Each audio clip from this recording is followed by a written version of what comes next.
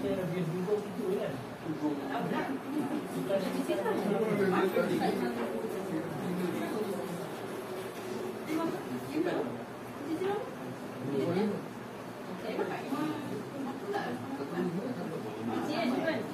Walaupun kecil, bila dia konak, anak kita semua boleh. Tak, Kak Imam tu tak nak keluar. Memang kan, cuma budak yang bawa. Ya, main beli tu kan. Berbanding duduk kemah. Dia bawa kemah. Jadi tak ada kemah apa yang tak ada gitu. Dan dia jatuh tu sebab budak-budak ni semua kan nak ke depan. Dia memang Imam kawan dia anggota berbaring.